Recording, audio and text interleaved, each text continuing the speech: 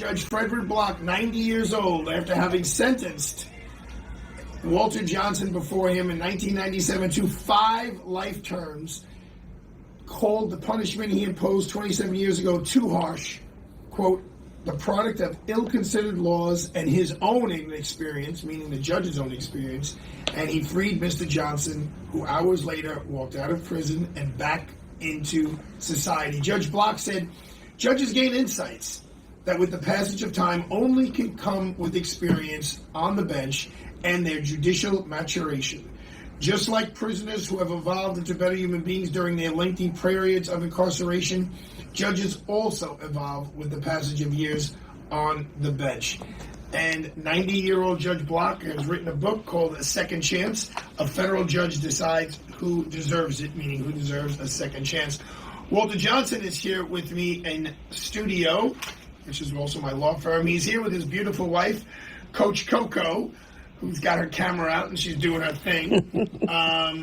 So, Walter, we got to just talk to the folks a little bit about, how you wound up in prison. So, I read some of what Judge Block wrote.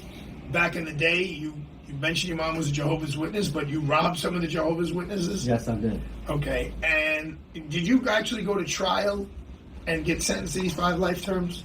Yes, I did. Okay. And who was your lawyer at the trial? My lawyer was Kevin Keating.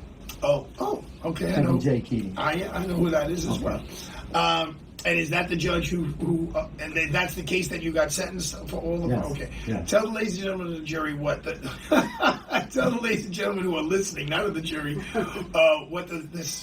loosely what the facts were that you went to trial on. What were you accused of? What were you convicted of? That I robbed drug dealers. Okay. They said that. He was a hot. Did you rob them of money or did you rob them of drugs or both? They said that my intentions was to rob them of money, drugs, that we was after drugs, and that we robbed them for money and personal properties and things of that nature. Okay. And you remember going to trial? Yes, I do. How old were you when you went to trial? Your 30s? Yes. Okay. In my 30s. And you already had several other cases, yes, other convictions behind you, correct? Yes. All right. So you're standing there for sentencing, yes, and the judge hands down 5 life terms. Yes. Judge tells you you're never going home again. You're never going to go see the park, the sunlight, vacations, no family, no birthday, no nothing. If you remember 27 years ago, what happens to your body, to your spine, to your brain, to your fingers, to your toes? It was like the worst thing that could have ever happened to me in my life. I knew I was a bad guy, but when I got 5 life sentences, I just felt like that was really, really, really, really harsh. And that it was a lot of time. 1 life sentence is a lifetime. So I was like, with 1 life sentence, maybe one day I'll get a chance to go home. But with 5, you want to make sure no parole board anywhere was going to let you out. Yes. And so you where'd you wind up going first, prison-wise? While I was in prison, the first Well, wait, let me back up. At your trial, at your sentencing, was there any family there supporting you? Yes, there was family members there supporting me. And I'm not going to lie. The funny thing about it is that I felt that Judge Block was the worst guy in the world when he hit me with that. Yeah, well, at that time. I understand that. Yeah.